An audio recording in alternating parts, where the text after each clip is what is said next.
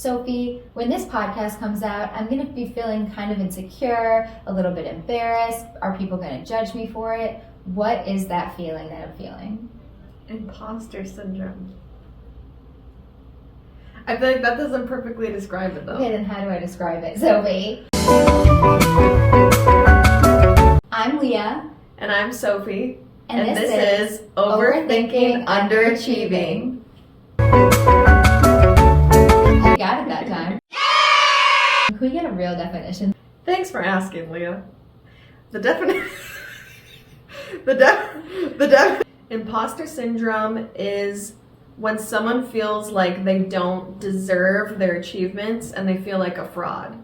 I am so deep in imposter syndrome as a creative that I feel like I can't actually say that I have it, because people if you say you have imposter syndrome, it implies that you are somewhere that you just don't feel like you belong. I feel like I'm not anywhere, that I don't feel like an artist, but I am. No, I'm not an artist. And so I'm... You can't even claim to have imposter syndrome of being an artist. That's how much imposter syndrome you have about being an artist. Multi-layered imposter syndrome. I taught my first sculpt class at Core Power, and even though I went through so much training for it, I auditioned for it, I did all the steps. You were qualified. I don't feel like a real teacher. I feel like I'm pretending to be a teacher. So I skimmed this book that I don't remember the name Danielle of. The author.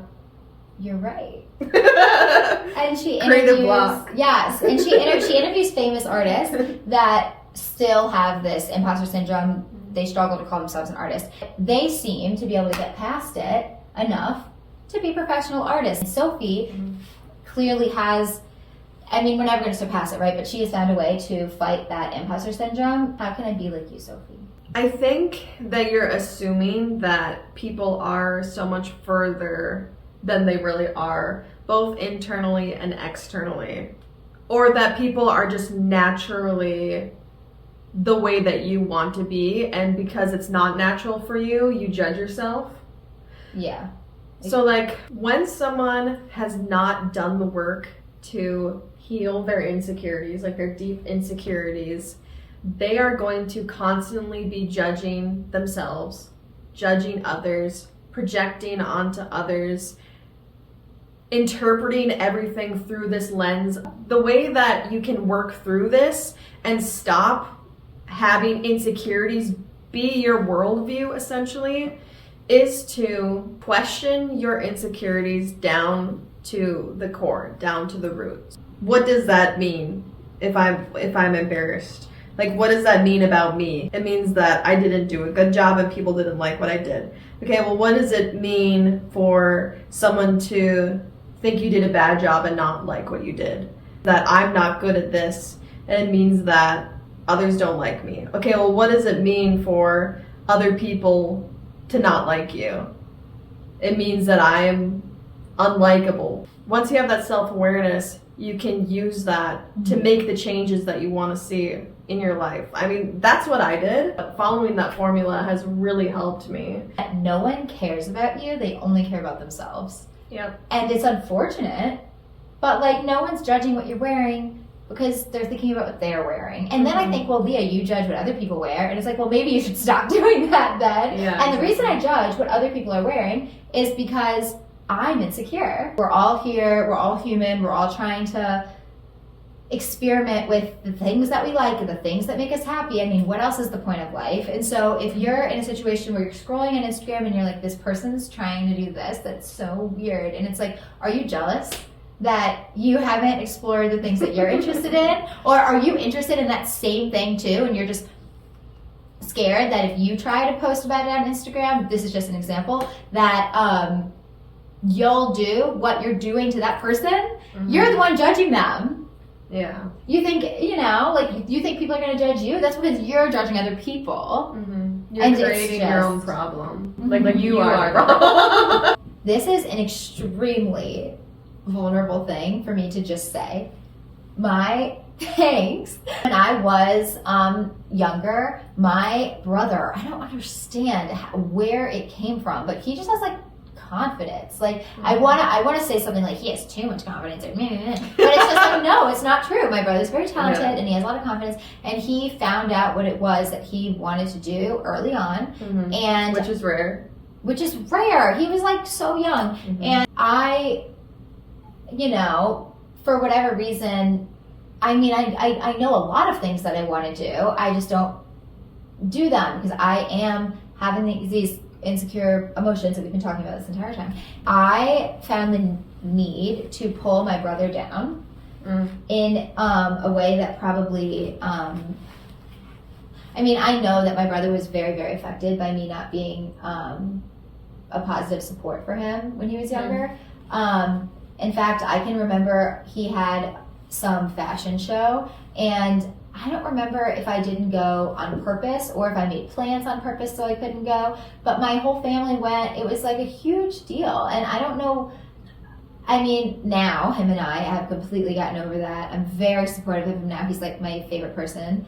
But it's just really weird to think back that, I mean, I was so young, but my insecurities were so intense that I felt the need to bring someone else down in order to make myself feel better about, it was just pure jealousy that he was able to surpass a level of discomfort and being scared and having, I mean, doing what he did in high school was a big deal. Like, to have that much confidence as a young kid, being different and trying out new skills and whatever. You were struggling to support him because in supporting him, you would have to recognize the fact that you weren't doing those things that you admired about him. Right. It's like he has this, and because I don't have it, now I feel some type of way about that. Well, and I mean, I don't know if this is a part of that, but like, I have skills. I am talented. Yeah, you are. And so I think that for me, it doesn't come from, oh, I wish that I had that skill. It comes from, I wish that I had the confidence and the traits. The traits. A little bit more intense than I anticipated, but that is what we're here for. Why do you think it's so intense? Like, do you just not have conversations? Because this affects me a lot on a day-to-day basis. Like, what we're talking about, my version, like from where I come from, this is ruining my life. Like, this is one of the first creative projects that I've actually like gone through with completely in multiple years. And when I look back at each year, I think about how much I could have accomplished at this point. And it's so embarrassing to me. Like, I'm genuinely so embarrassed to admit where I am. And I know that all of these people who end up being famous or whatever started late or ended up finding their passion as an older adult, whatever. It's just that, like, is that me? Like, I think about where I thought my life would be, and I think about where I am, and I can't help but compare myself to other people, and it really sucks, and I don't know what I'm doing. And sometimes I try to convince myself that I don't want to do things that I know I want to do. Yeah. So that I'm not disappointed in myself and upset and embarrassed. Yeah. And I hate feeling embarrassed, and I hate admitting that I'm embarrassed. And I think that there's just, obviously this episode just feels a little bit more intense for me because it sucks. It sucks. You touched on so many different points that were all very real and very relatable. Thank you for validating me. I feel the exact same way though. Yeah, I've done more like creative projects, and I've made something, a little bit of something, but I have huge dreams and goals too. I spent my whole childhood maladaptive daydreaming. Like, I've always lived for this idealized, romanticized future in my mind. And yeah, it's fucking horrible to look at yourself, then look at the clock, then look at your dreams, then look at your life. Like, it's fucking hard. Statistics prove that we are living vastly differently from generations before us, just in terms of like life timeline. So it is just simply and literally unreasonable for you to have these expectations. Like you're saying, I'm 28 and I haven't done Not XYZ. yet. I have like 2 weeks. I'm 27 and I haven't done XYZ. Well, you're making these assumptions about where you should be based on just completely outdated and unrealistic and also like typically patriarchal and toxic and unhealthy expectations on yourself. Although some people stick to this idea that you go to college and you get a job and you have a husband and kids and whatever, we were literally questioning the point of life at a certain point in our lives.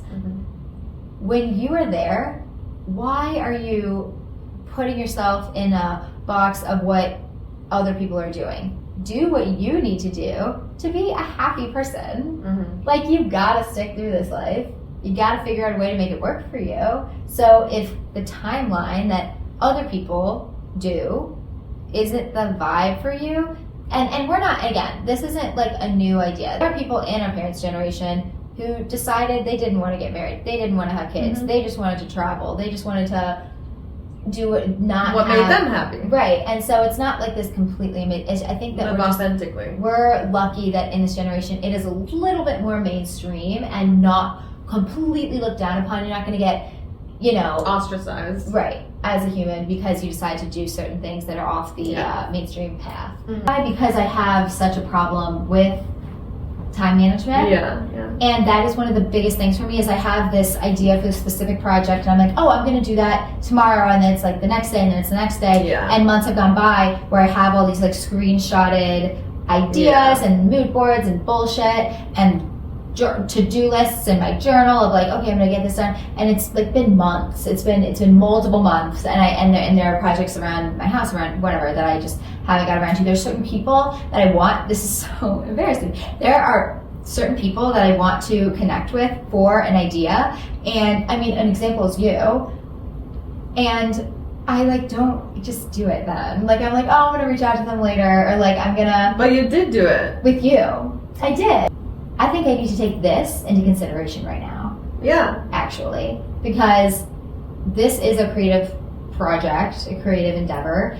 I'm working on with another creative person. I did create that connection. You're right. I'm like, hey, I'm right here. Yeah. You're talking to a camera on the set that you made for a podcast that you worked on for 6 months. No, that's actually a really good point. Wow. You're in it right now. But this is how it feels. Like, this is the reality.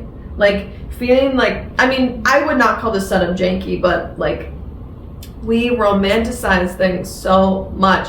The idea that you have about the way something will feel, the way something will look, is completely skewed. Yeah. Like, this is, you're looking at other people right now on the screen thinking, feeling like shit about yourself, like, oh, I'm not doing creative things, I'm not reaching out to these people, I want to do a podcast, I would be good at a podcast, and you're thinking those things, and they're looking at you feeling that way, while you're here actually doing it, feeling the exact same way, because guess what? This is how it fucking feels. It's not romantic, it's not idealistic, it is just you as you. I don't want to be like, oh, I'm so proud of us, this is so cool, we're doing such a cool thing. It feels like I'm over excited about something that isn't that cool, but actually this is really cool. And I think the main thing that's cool about it is just that I'm doing it. Yeah. And hell yeah. I think this is really touching your core experience in your relationship with your own creativity and your own artistry. Is a piece of evidence to prove to myself that I am trying. If anything, it's a step in a direction that I need to be in. And that's all it is. That's all anything is. It's just moving in a direction. This is what I'm trying to get you to understand. And you, lovely people at home. This is what it feels like to be doing it. It still feels wrong. I still feel weird. Exactly. An inner work that has to be done. It's a mental shift. You're not just gonna feel completely different once you get to a certain place or once you achieve something. You're still gonna be you. Yeah. The exact same person. And you're gonna be experiencing it through that same lens of insecurity, dissatisfaction, perfectionism, just like. But do you not feel, after having achieved where you are now. I know you have bigger goals, obviously, but you have come very far. You don't feel any different from when you started till now? You must feel some. No, I do feel different. I definitely feel way more confident about my skills. I know that I've grown so much. Someone just said that to me this morning. Like, I do feel like more confident in my art and in my creativity and in my profession, like my work. So many people have said the things that we're saying. In my head, my creativity is not unique and anyone can do what I do. It's hard to believe that any thought or idea I've had is original enough to pursue. Well, something that I've learned while in therapy is that you can hear something once, twice, however many times. The first time you hear something is not necessarily the most valuable. You can hear something multiple times, and then on that fourth, fifth, whenever time, that's when it really sinks in. I have like known things, like general, like, yeah, I know this about myself, or yeah, I know this, I understand this. But then like 5 years later, suddenly I hear it again. It doesn't even have to be said in a new way, but I hear it at the right time. And I'm the right person at the right time to hear it. And it really sinks in. Circumstances have to be just right. Like, you have to be in the right mindset after learning such and such and such. Like, sometimes to truly digest something, even if you understand it, to really digest something, you have to take the steps of growth to get to that point. I can't just tell you, here's the answer to life. Even if it's true, even if it is the actual truth, you have to take these steps, because every step you're taking, you're learning the necessary context and you're changing in small ways that lead you to that perfect moment where you hear that truth again and it really sinks in. And so that's why I don't value being the first to say something, because what's valuable is my words impacting others, like me having a positive effect on the world around me. And that is not achieved by being the first one out, the first one to claim this on the internet. Like, that is not what's valuable. That's not what really changes people. It's about being the right voice, speaking the right things at the right time to the right person in that perfect circumstance. That is extremely wise and cool. No, genuinely, because I never thought about it like that ever before. And I think that the circle you surround yourself with also has something to do with it. Maybe the people that are going to hear your message hasn't heard it yet from another person. They need to hear it from you. Yeah, exactly. They need to experience your version of that thought, of that idea, of that artistic endeavor. Not everyone is chronically online. Not everyone like us. Well, no, I'm not chronically online. Oh, you're not? No. Well, you're talking about like scrolling all the time. I do scroll. I follow a lot of artists, so you're right. It is hard. You're right. I think a lot of my peers might not follow all the same artists as I do. There is this documentary called Everything is a Remix. Have you seen it? They show it in like art schools and stuff. It's this idea, true. Right? Like, and so it's just, your idea is not 100% original, but no idea is. Exactly. And I know people argue that, but it's true. Like, the lens through which you see the world will affect your creativity and the things that you make, and you are unique. Yes, we all have similar experiences. We all, we're all human. Maybe someone will view or see or experience what it is that I have to offer in a way that is special to them, and they haven't seen it from anyone else. Well, that's so fucking cool. Well, you just like changed my. Well, like, I wrote a piece on my Substack about this where basically stop thinking globally and start thinking communally. That's so awesome too. So the picture that I painted to help understand this is like, okay, so in the Middle Ages or in the past, when you would have these central cities and the world was not connected globally by the internet or by whatever. And so each community needs their own roles. Like they need their own set of roles. So each community needs their own choir director, their own painter, their own chefs. Like just because this community over here, those were really unique things. Sorry, just saying.